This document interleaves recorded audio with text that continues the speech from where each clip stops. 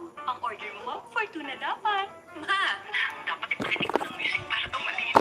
Sa dami ng opinions, kailangan maging mabusisi. Magtiwala sa Wilkins Distilled, most trusted by doctors and moms nationwide. Barangay Love Stories.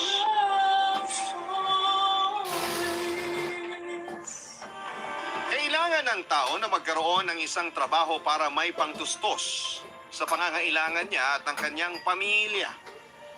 May ilan na pinagpapala at masaya sa napili nilang karera. Ikaw, kabarangay, anong trabaho ang kaya mong pasukin para buhayin ang sarili mo at ang pinakamamahal mong pamilya?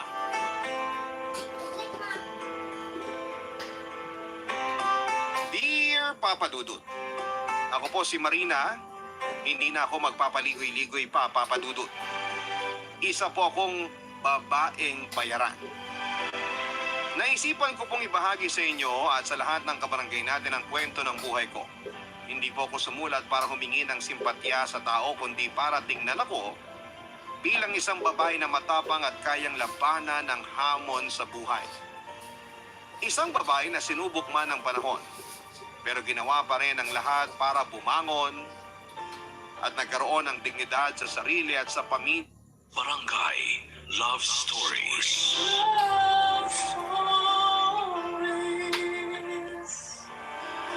Tiwala at respeto ang madalas na pundasyon para tumibay ang isang relasyon. Hindi ito pwedeng mawala sa dalawang tao na magkarelasyon. Ikaw, kapuso, ano ang gagawin mo para maiwasan ang tuksong paulit-ulit na lumalapit sa iyo?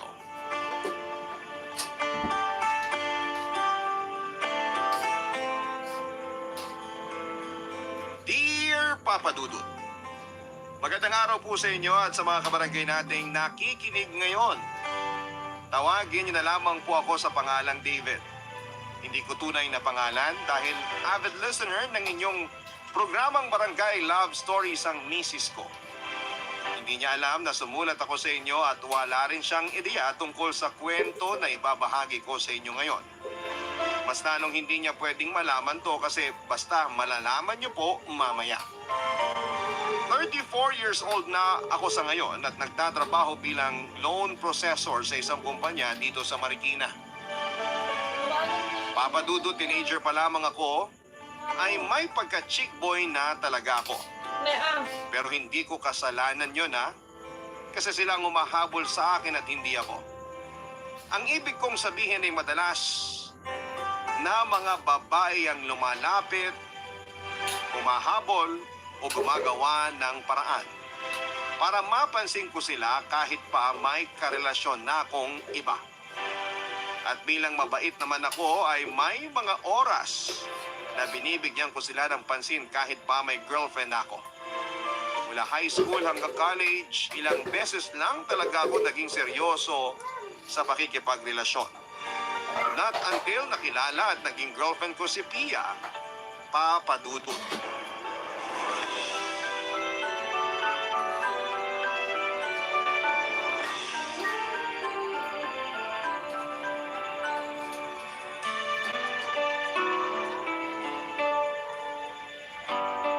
Hello, Dad. Kain tayo.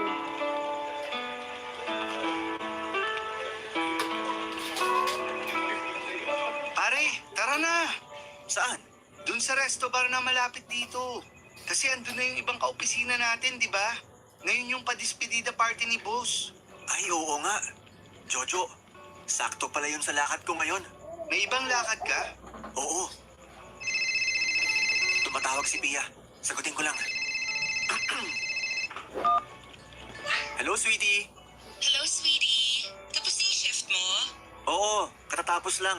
Medyo Dinang napa-extend lang ng daw, konti, dinang. pero palabas na rin ako ng opisina namin. Ayan, sakto.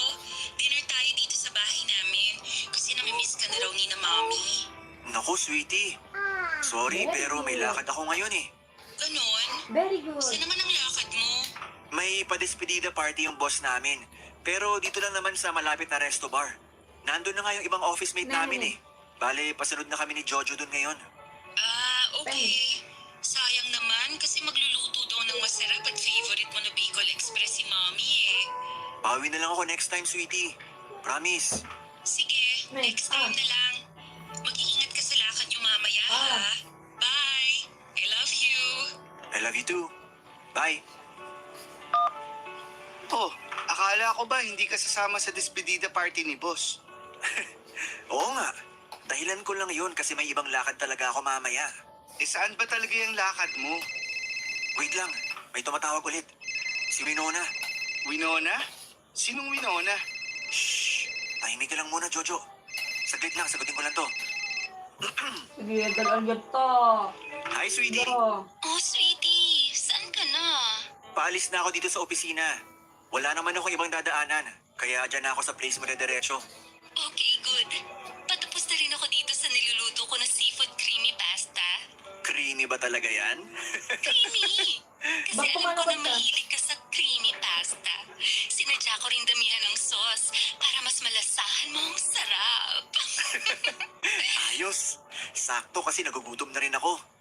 Gusto ka nang makain yung masos na pasta mo, sweetie.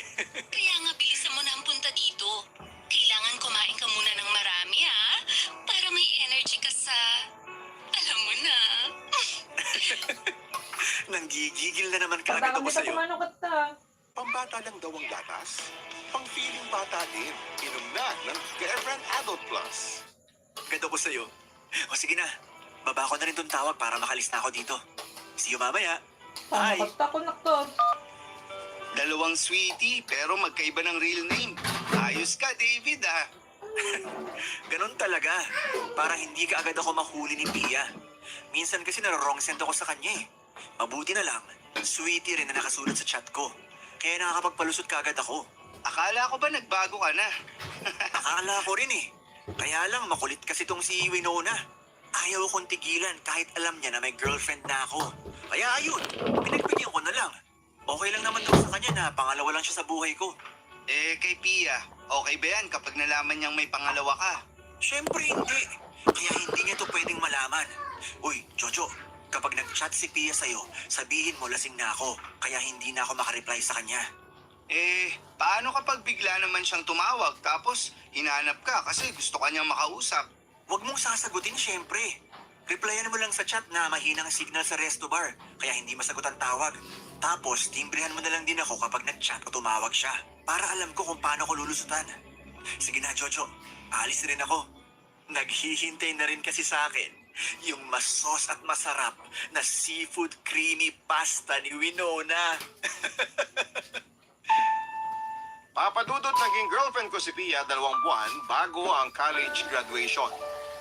Nang sagutin niya ang panliligaw ko ay sobrang saya ko talaga noon. Iba yung naramdaman ko kumpara sa mga pagsagot na ginawa sa akin ng mga naging ex-girlfriend ko. Nakakahiya mang aminin pero medyo naluha pa ako noon. 4 na buwan ko rin kasing niligawan si Pia at akala ko ay mababasted niya ako. Kasi talaga namang nahirapan ako sa panliligaw sa kanya. Ramdam ko na gusto niya ako kaya lang ay priority niya ang pag-aaral. Academic scholar kasi siya at running for cum laude. Kaya sobrang bihira ko siyang makasama sa isang date. Pero pinakita ko pa rin sa kanya na willing akong maghintay papadudot. Kahit kabado na ako noon kasi may iba pang nanliligaw sa kanya na may itsura din tapos ay matalino pa kagaya niya. Sinabi ko sa sarili ko na bahala na. Basta ang mahalaga ay may pakita ko kay Pia na seryoso ako sa kanya. At nang maging girlfriend ko siya ay nangako pa ako sa sarili ko na titigilan ko na ang pagiging chick boy ko. Pero hindi pala yon ganong kadaling gawin lalo na nga kung yung mga babae na ang lumalapit sa akin. Papadudot na kilala ko si Winona sa isang resto bar kung saan kami dating gumigimik ng pinsan ko. Naramdaman ko kagad na type niya ako dahil iba na ang mga tingin niya sa akin mula sa table nila ng mga kasama niya. Hanggang sa yun na nga. Nagkaroon ng tuksuhan yung mga kasama namin hanggang sa magkapalitan na kami ng pangalan at number ni Winona. Noong una pa lang ay sinabi ko na sa kanya na may girlfriend ako at ayos lang daw yon sa kanya. Kasi sobrang type niya ako. at nagtuloy-tuloy na ang bawal naming relasyon. Ang relasyon na hindi ko inaasahang mapuputol ng dahil sa isang aksidente, Papa Dudut.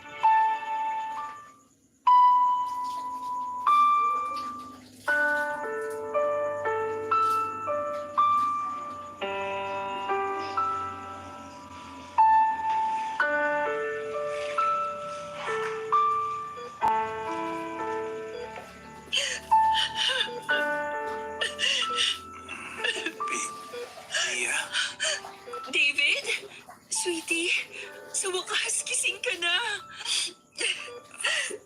ano nangyari? Nasaan tayo? Nasa ospital tayo ngayon kasi naka-confine ka dito. Ha? Bakit? Aray, ang sakit ng binti sa kabalakang ko. Huwag ka munang masyadong kumilos, sweetie. Baka makasama pa sa'yo. Ano bang nangyari?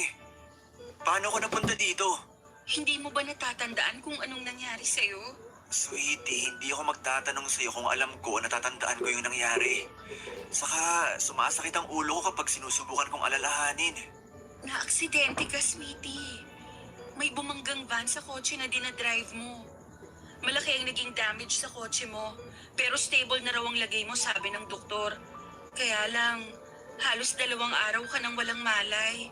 Akala ko nga hindi ko na magigising eh. Kaya palang sakit ng buong katawan ko. At may mga sugat ako dito sa braso ko. Hindi mo rin ba natatandaan kung saan ka pupunta dapat ng gabi na yon? Hindi. Huling chat mo kasi sa akin, pupunta ka sa bahay ng pinsan mo. Pero nang dumalaw siya dito, ang sabi niya hindi naman daw kayo magkikita. Saka parang papunta ka ng Makati sa oras na yon. Makati? Oo, doon ka kasi banda na aksidente. Pero hindi ko alam kung anong ginagawa mo doon o kung bakit ka nandun. Baka kasi, na-cancel ang lakad namin ng pinsan ko. Kaya iba na lang pinuntahan ko. Hindi ko rin talaga matandaan, sweetie. Sumasakit lang ang ulo ko kapag inaalala ko. Huwag mo nalang isipin, sweetie. Ang mahalaga naman ngayon, okay ka na talaga. Gising ka na at saka sigurado akong magiging maayos na ang lagay mo. Alam mo, sa totoo lang, hanggang ngayon natatakot pa rin ako. Kahit sinabi ng doktor na maayos na ang lagay mo at hintayin ka na lang namin na magising, hindi pa rin ako mapakali. Palagi pa rin ako naiiyak kasi pakiramdam ko, anytime pwede kang mawala sa akin. Kaya, mamugto yung mata mo? Oo, pinipigilan ko namang umiyak. Kaya lang ang hirap eh. Kasi takot na takot talaga ako, David. Sobrang natakot ako na mawala ka sa akin. Sweetie, huwag ka na umiyak. Akin na yung mga kamay mo. Oh.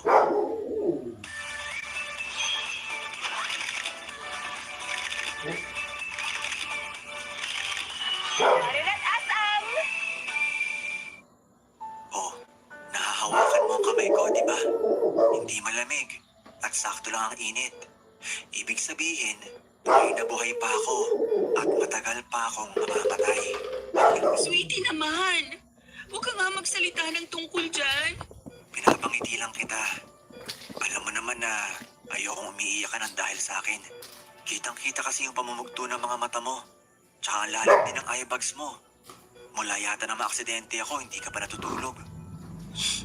Gusto ko kasi na ako yung kauna-unahang makikita mo kapag nagising ka na, sweetie. Kaya hindi talaga ako umuwi ng bahay namin. Nagpadala lang ako ng damit na pamalit kay mommy. Sweetie, sorry ah. Bakit ka naman nagsusorry? Wala lang. Pakiramdam ko kasi ang laki ng kasalanan ko. Napagod at napuyat ka dahil sa nangyari sa akin. Wala kang kasalanan. Hindi mo naman ginustong maaksidente ka. Kaya huwag kang mag-sorry. Basta magpalakas ka para makapag-date na tayo ulit, sweetie. Papa Dudut nung una ay wala talaga akong matandaan kung saan ba ako pupunta ng gabing maaksidente ako. Masakit ang buong katawan ko lalo na ang ulo ko. Pero nang sabihin ni Pia na nasa Makati ako noon, alam ko na kaagad na si Winona ang dapat kong pupuntahan kasi taga doon siya. At nang dalawin ako ni Jojo ay sinabi niya sa akin na nag-text daw ako sa kanya na papunta nga ako noon sa place ni Winona.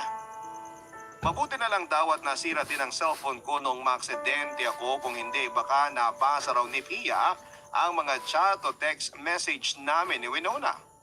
Nalaman na raw sana ni Pia ang tungkol sa ibang babae ko. Nalaman ko rin, Papa Dudut, na grabe pala ang pag-worry at pag-aalaga na ginawa sa akin ni Pia. Halos hindi na raw siya kumakain o natutulog para lamang mabantayan ako. Iyak daw ng iyak si Pia kasi akala niya ay hindi na ako magigising pa. Akala din daw ng parents ko ay hindi na ako makakaligtas sa aksidenteng yon kasi grabe raw ang pagkakabangga ng malaking van sa kotse ko. Yuping-yupi daw yon at himala na raw talaga na nakaligtas pa ako. Nang dahil doon, isang desisyon ang ginawa ko para sa sarili ko ng panahong yon. Barangay Love Stories. Barangay Love Stories. Papadudot ng ma-discharge ako sa ospital ay sinabi ko sa sarili ko na itatama ko na ang lahat ng maling ginagawa ko. Kasama na nga doon yung maling relasyon namin ni Winona. Pinuntahan ko siya sa place niya at nag-aalala niya akong niyakap. Nabalitaan daw niya sa pinsan ko ang nangyari sa akin. Hindi naman daw niya ako madalaw kasi alam niya na nandun si Pia at ayaw niya ng gulo. Sinabi ko na okay na rin na hindi niya ako pinuntahan kasi ayaw ko talagang malaman ni Pia ang tungkol sa kanya. Doon ko na rin sinabi sa kanya na kailangan na naming tapusin lahat ng namamagitan sa aming dalawa, Papa Dudut. Ayaw niyang pumayag pagkatapos kong sabihin yon sa kanya. Hindi naman daw siya nang gugulo sa relasyon namin. Okay nga lang daw sa kanya na tinatago ko siya. Kaya hindi ko raw kailangang tapusin ang lahat sa amin. Kontento na raw siya sa pagiging pangalawang babae sa buhay ko. Pero sobrang nakokonsensya na kasi ako doon, Papa Dudut, at pakiramdam ko ay karma yung nangyaring aksidente sa akin. Karma sa panluloko na ginawa ko sa girlfriend ko na si Pia. Kaya kahit na ayaw niya ay wala siyang nagawa ng tuluyan na akong makipaghiwalay, Papa Dudut.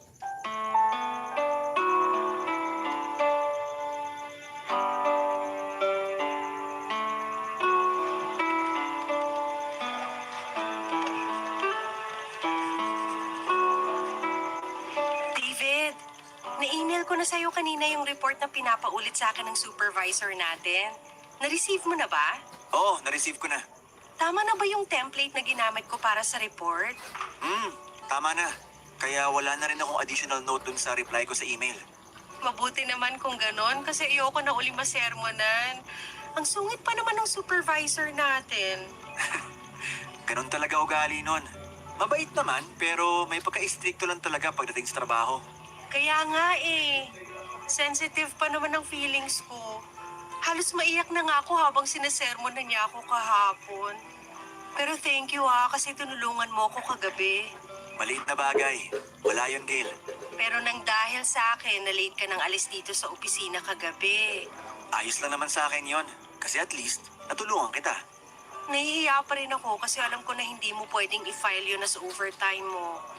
Kasi nga, tinulungan mo lang naman ako sa report na kailangan kong tapusin. Pero 1 oras ka rin nag-extend. Thank you talaga, David, ha? Sa susunod na sweldo, ililibre kita ng masarap na kape. Ano ka ba? Hindi mo na kailangan gawin yon. Ang mahalaga, nagawa mo ng tama yung trabaho mo. Basta. Makakabawi rin ako sa'yo. Sige, labas muna ako, ha? Coffee break ko na rin kasi. Salamat ulit, David. Grabe! Ang lagkit ng tinginan sa'yo, pare ah. Ha? Sinong tinutukoy mo? Kunwari pa to. Alam mo naman kung sinong tinutukoy ko eh. Sino ba talaga? Wala naman akong idea sa sinasabi mo, Jojo. Sino pa ba? Eh di yung bagong office mate nating si Gail. Obvious naman na nagpapakit siya sa'yo. Ayan ka na naman, Jojo. Lahat na lang ng kaopisina nating babae dito. Binibigyan mo ng mali siya kapag lumalapit sa akin. Uy, hindi naman masyado. Yung iba lang na alam kong type ka kasi panay ang lapit at kausap sa'yo. Pero iba yung si Gail ah. Nakita ko na may paghaplos pa siya sa braso at balikat mo habang kausap ka niya kanina. Nagpapasalamat lang siya kasi tinulungan ko siya sa report na kailangan niyang tapusin kagabi. Parang hindi naman yun ang nakita ko habang kausap ka niya. Ha? Ano bang sinasabi mo dyan, Jojo? Pare, lalaki ako. At alam ko kapag may gusto sa akin ng isang babae. Ramdam ko rin kapag may gusto sila sa kaibigan ko. Kaya sigurado ako, David, type ka ni Gail. Kahit tama o mali man yung sinasabi mo, wala rin naman akong pakialam, Jojo. Hindi nga. Hindi mo type si Gail? Maganda siya, sexy, pero hindi ko papatulan yun. At hindi ko papatulan kahit na sino pang babae ang magpapansin sa akin. Loyal na ako sa girlfriend ko. Ayaw ba na akong pag-isipan ng mga ganyan? Wow! Nagbago na talaga ang kaibigan ko. Sana lang talaga hindi ka na bumalik sa dati. Hindi na. Kasi marami ako na-realize mula nung maaksidente ako. Kasama na dun yung dapat hindi ko sinasaktan si Pia. Kasi wala siyang ibang ginawa kundi ang mahalin ako.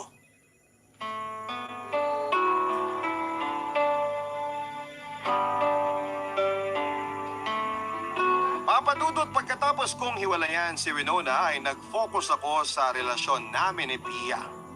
Bumawi talaga ako sa kanya. Madalas ko siyang niyayayang mag-date kami sa amusement park, sa restaurant, movie house at kung saan-saan pa. Pumupunta din ako sa bahay nila para mag-dinner kasama ang family niya. Noong kami pa kasi ni Winona ay madalas ako niyayaya ni Pia na mag-dinner sa kanila kasi nami-miss na raw akong kakwentuhan ng parents niya pero palagi lamang ako nagdadahilan. Kaya naman bumawi rin talaga ako ng pakikipag-bonding sa family niya. Minsan nga ay nagtataka na si Pia kasi bakit daw parang ang sweet ko masyado sa kanya. Sinabi ko naman na gusto ko lang bumawi kasi naging busy ako noong mga nakaraang buwan sa trabaho kahit ang totoo ay sa ibang babae ako naging busy kaya napabayaan ko na ang relasyon namin noon. Papadudot bago pa lang si Gail sa opisina namin pero ramdam ko na kaagad ng malagkit na mga tingin niya sa akin. Kapag kinakausap niya ako ay may paghaplos pa nga siya madalas sa braso ko. Pero sa ibang kaopisina namin ay hindi niya naman yon ginagawa. Pero hindi ko rin yon pinansin at pinilit ko rin na hindi bigyan ng mali siya yon. Lalo na noong malaman ko na may asawa at 2 anak na pala siya. Isa pa ay wala na sa isip ko noon ang lokohin pa ang girlfriend kong si Pia. Gusto ko nang tanggalin sa sarili ko ang pagiging chick boy ko. Pero minsan talaga nasusubok ng panahon ang katatagan ng loyalty naming mga lalaki. Papadudot.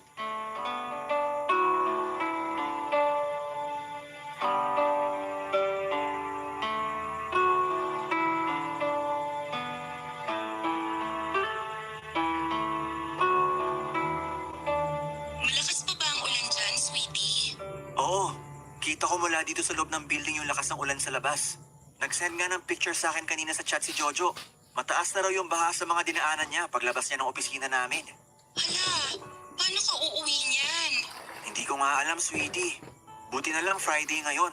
At wala na akong pasok sa trabaho bukas, kaya ayos lang na mapuyat ako. Dapat kasi hindi ka na lang nag-overtime kanina. Yun nga rin ang naisip ko. Dapat umuwi na lang din ako ng maaga. Pero ang dami ko rin kasi kailangan na tapusing financial report eh. Ayoko naman mag-rest day overtime, kaya pinilit kong tapusin kanina. Pero kumain ka na ba? Hindi ka pa yata nagdi-dinner eh. Hindi pa rin naman ako nagugutom, sweetie. If ever man na magutom ako, may cup noodles at biskwit naman sa vendo machine sa pantry. Ay, kailangan ko na rin palang ibaba tong tawag. Kasi malapit na ma-empty pa ang cellphone ko. Wala pa naman akong dalang charger.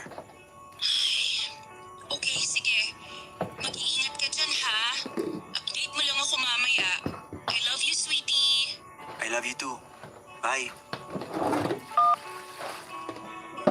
David, coffee oh. Gail, Kinuha kita sa vendo machine sa pantry. thank you. You're welcome. Nag-overtime ka rin pala kanina. Oo. Ayoko kasi masabon ng sermon ng mga boss natin sa Monday kapag nag-iwan ako ng trabaho ngayon. At ayoko rin na mag-rest day overtime kaya tinapos ko na lahat kanina. Daming kailangan tapusin, no? Ganito talaga dito sa opisina kapag last week ng buwan. Medyo sumakit nga ang ulo ko dahil sa mga trinabaho eh. Talaga? May gamot ako dyan. Gusto mo? Hindi, okay lang kasi hindi naman na masakit ngayon. Grabe! Ang lakas ng ulan sa labas. Kaya nga eh. Stranded tuloy tayo dito sa opisina. Napansin mo ba na ilang beses nagpatay bukas ang ilaw kanina?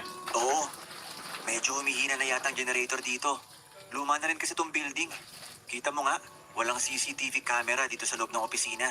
Alam mo, sa totoo lang, nagulat nga ako sa itsura nitong building sa loob. Kasi ang ganda ng itsura sa labas, tapos pagdating dito sa loob, parang pwedeng gamiting location sa horror movie. Sinabi mo pa. Ewan ko ba naman sa management nitong building, napakakuripot. Mabuti na lang malakas ang aircon, kaya okay pa rin magtrabaho. Tapos ang lakas pa ng ulan sa labas, kaya iba rin talaga ang lamig ngayon. Kapag ganito kalamig ang paligid, ibang trabaho yung pumapasok sa isip ko. Anong ibig mong sabihin? Ano pa ba? Eh di, trabaho sa kama. Kung kasama ko lang ang asawa ko ngayon, sigurado na buong magdamag kami nakakulong sa kwarto. Ay, nakakamiss tuloy siya kasi ilang taon na rin siyang nagtatrabaho sa abroad. Kayo ba ng girlfriend mo, mahilig din kayong magkulong sa kwarto? Sakto lang. Kasama niya kasi yung parents at mga kapatid niya sa bahay nila. Kaya bihira ko lang siyang masolo. Ang lungkot naman nun. Sa gwapo na mukha at ganda ng katawan mo, parang ang sarap mong paungulin sa kama. Actually, yan nga rin ang sabi ng mga ex-girlfriend ko. Kaya gustong-gusto nila kapag magkasama kami. Sila talaga nagkatrabaho sa kama. Sakto pala kasi yan din ang gusto kong gawin ngayon sa'yo, David.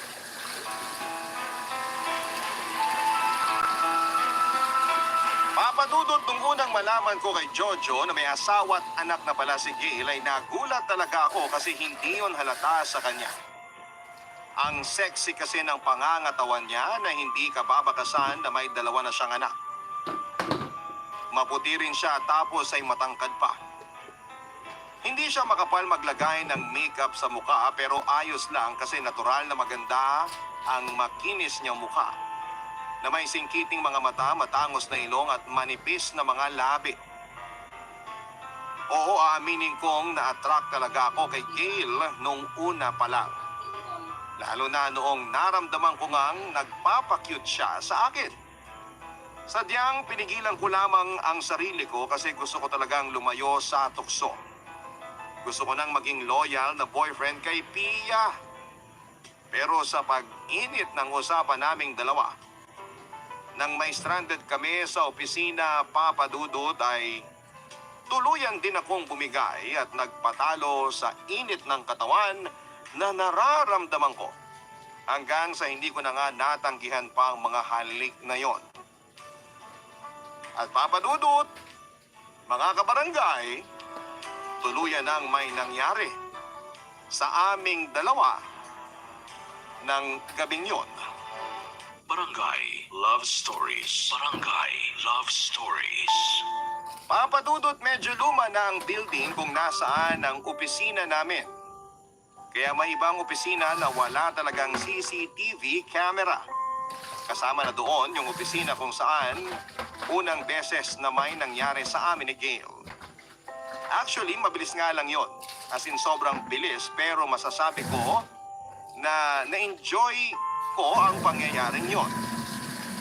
Nandun ang excitement na kailangan naming bilisan bago may sumilip na guard sa opisina. Yun din ang unang pagkakataon na may babae akong nakasiping na may asawa at anak na. At masasabi ko na totoo nga ang naririnig ko. Na may special talent sila pagdating doon. Kaya naman nasundan ang pangyayaring yon sa amin ni Gail, Papa Dudut. Wala po kaming relasyon pero palaging may nangyayari sa aming dalawa. Doon nagsimula na nagsisinungaling na naman ako kay Pia para lamang makasama ko si Gail. Kung ano-anong dinating lang ko sa kanya sa tuwing hindi ako nakakasipot sa date namin. Siyempre naniniwala naman siya kasi malaki ang tiwala niya sa akin. Pero dumating ulit ang oras na nagpa-realize sa akin na mali talaga ang saktan ko. Ang babaeng sobra kong minamahal, Papa Dudut.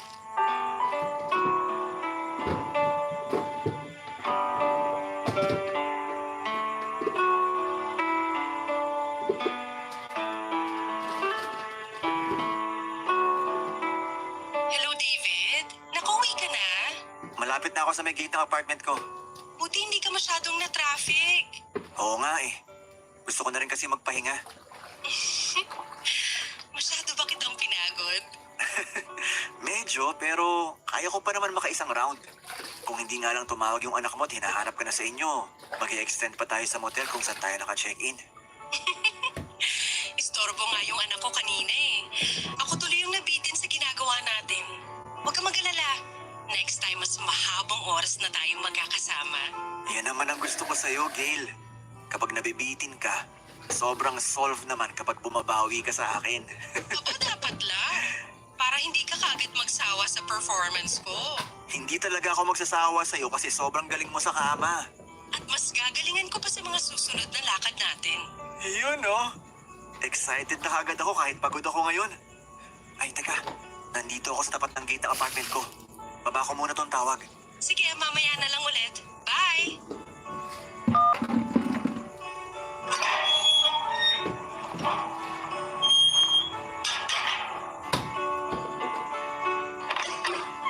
Surprise! Sweetie? Happy anniversary, sweetie!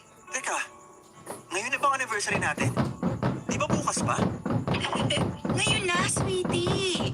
Sabi na nga ba, nakalimutan mo na naman eh.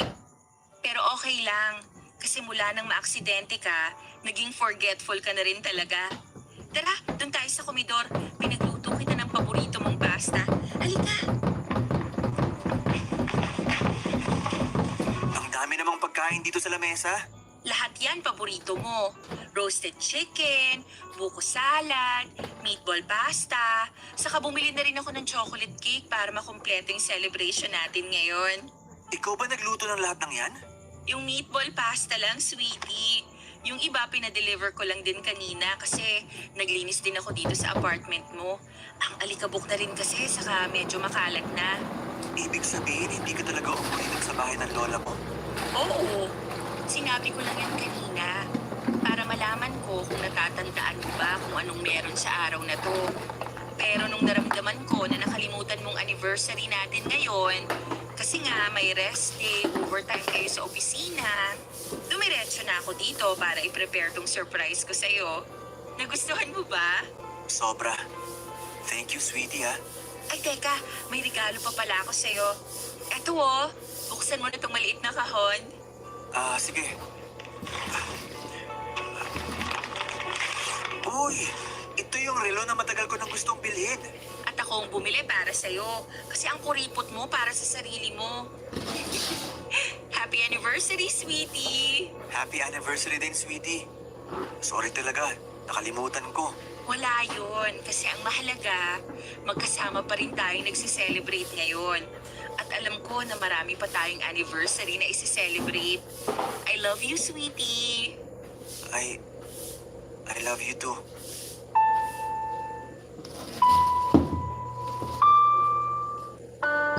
Papadudot ako ang first boyfriend ni Pia kaya ako rin ang first niya sa lahat-lahat pagdating sa pakikipagrelasyon. Hindi ko nga akalain na papayag siya na may mangyari sa amin noong first anniversary namin. Sobrang hinhin niya, tapos galing pa sa conservative na pamilya. Pagkatapos noon ay sobrang bihira na may mangyari sa aming dalawa. Ayos lang naman sa akin kasi nga mahal ko siya pero lalaki lang din ako na mabilis matukso lalo na kung pakikipagsiping ang pag-uusapan. Ibang klase naman kasi talaga si Gail pagdating doon, Papa Dudut. Marami ako na-experience sa kanya na hindi ko pa naranasan sa ibang babae.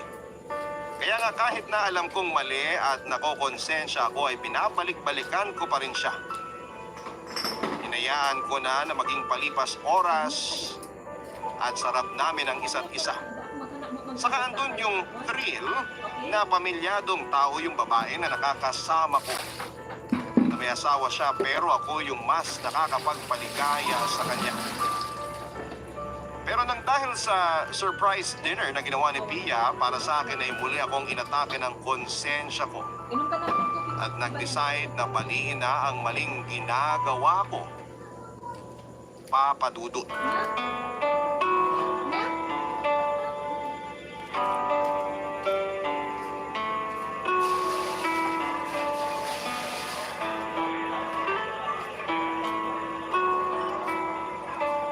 David, kanina ka pa rito sa coffee shop? Hindi naman, medyo kadarating ko lang din. Sorry, medyo na-late ako. Ang traffic kasi. Tsaka nahihirapan akong umalis ng bahay kanina kasi nandun yung asawa ko. Nakauwi na pala ang asawa mo? Oo, kahapon lang. Kaya hindi rin ako masyadong makareply sa chat mo kagabi. Parang ang aga ng uwi niya dito sa Pilipinas. Dapat talaga sa susunod na buwan pa siya uuwi. Pero birthday kasi ng mommy niya next week. Gusto niya makasama sa celebration. Kaya nagpabook na siya pa uwi ng maaga. Ah, okay. Kaya naman pala.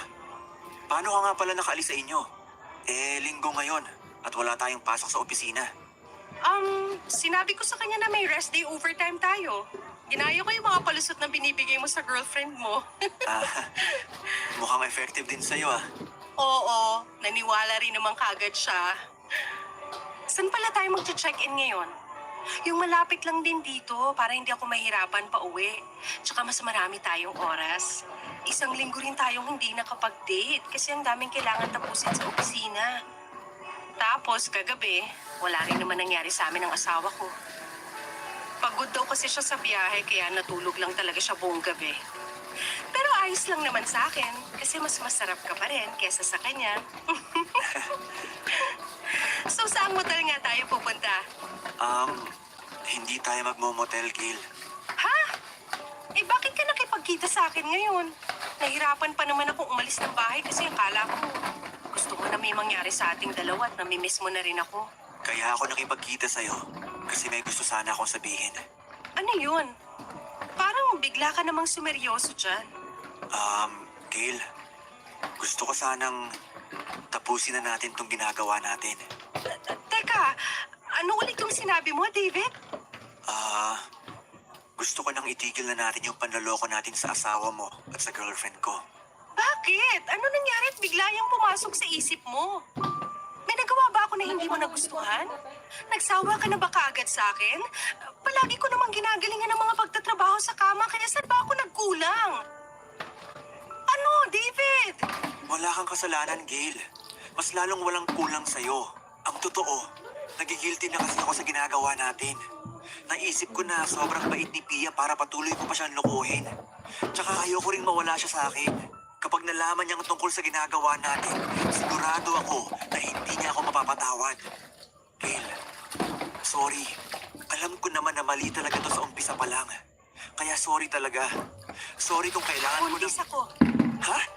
Ang sabi ko, buntis ako at syempre ikaw ang ama. Teka, paano nangyari yun? Palagi naman tayong... Lagi may nangyayari sa ating dalawa at ni minsan hindi tayo gumamit ng proteksyon. Alam mo yan, David. Pero huwag kang magalala. Kasi hindi ko ipapaako sa iyong responsibilidad nitong magiging anak natin. Anong ibig mong sabihin, Gail? Ayaw mong masirang relasyon niyo ni Pia, di ba? Ganon din ako. Ayokong masira ang pamilya ko. Kaya sige, pumapayag na ako sa gusto mo mangyari na tapusin ang lahat sa ating dalawa. Kalimutan na natin kung ano man ang namagitan sa atin. At kalimutan mo na rin ang tungkol sa sinabi ko sa magiging anak natin. Kasi lalaki siya na ang asawa ko ang kikilalanin niyang totoong tatay niya. Papadudot mula nang maramdaman kong si Pia ang babaeng gusto kong makasama sa habang buhay at maging nanay ng mga anak ko. Kahit kailan ay hindi na yon nagbago. Oo, nagkakaroon ako ng ibang babae noon pero si Pia pa rin ang nag-iisang tao na gusto kong pakasalan. Hindi pumasok sa isipan ko na ipagpapalit ko siya sa iba. Maraming kulang sa kanya at marami ring babae ang mas lamang sa kanya. Pero hindi yon dahilan para hindi ko na siya mahalin. Ganon pala talaga ang puso. Kapag tumibok at nagmahal ay walang pinipili na kahit na sino. Mabuti na lang nang sabihin ko kay Gail na gusto ko nang tapusin ang kung anuman ang namamagitan sa amin ay kaagad siyang pumayag. Sakto kasi, umuwi na rin pala ang asawa niya kaya hindi na siya mangungulila pa o magiging mapaghanap. Pero ang hindi ko inaasahan noon ay yung ipaalam niya sa akin na nagdadalang tao siya at ako ang ama. Saglit talaga akong natulala at naguluhan noon sa kung ano ang dapat kong isagot sa kanya. Kung hindi niya pa sasabihin na hindi na ako dapat mamroblema pa, ay hindi yon maaalis sa isipan ko. Isang buwan ang lumipas ay nag-resign na sa trabaho si Gail, Papa Dudut. Hindi na kami nakapag-usap pero ang narinig ko sa ibang kaopisina namin ay magtatayo na lang daw sila ng business ng asawa niya. Ako naman ay pinilit kong hindi magpa-apekto sa sinabi niya tungkol sa pagbubuntis niya.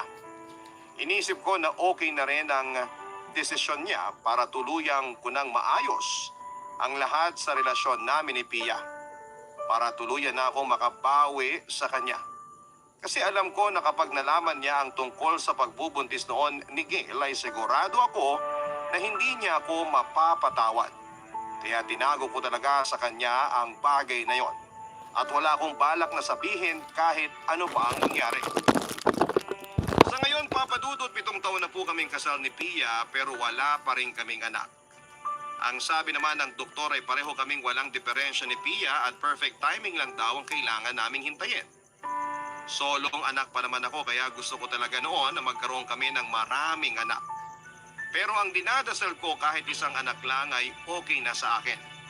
Basta yung galing sa dugo at laman naming mag-asawa. May mga oras tuloy na hindi ko mapigilan na mag-stalk sa Facebook profile ni Gail kung saan ay karamihan ay nakapublic ang mga post niya. Papadudot, nakikita ko sa mga post ni Gail ang litrato ng bunso niyang anak. Ang anak niya na alam kong anak ko rin.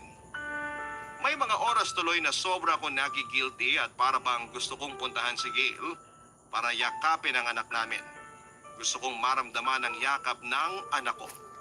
Pero pinipigilan ko lamang ang sarili ko dahil sa usapan namin dalawa noon, Papa Dudut. Naguguluhan tuloy ako ngayon kung dapat ko bang itago ang lahat kay Pia o oras na para malaman niya ang katotohanan.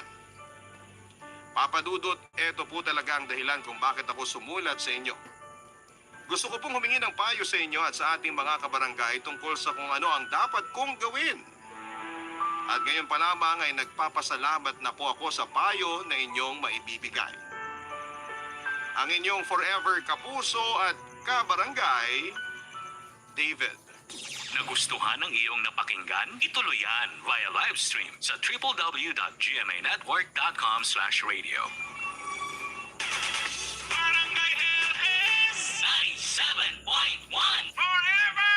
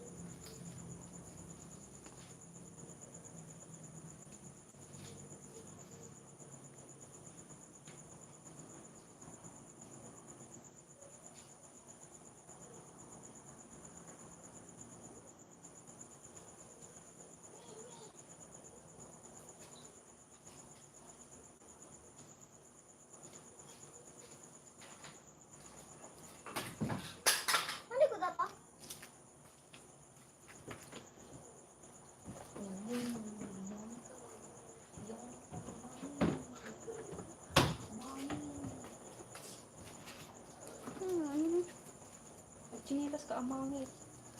Sakit mo.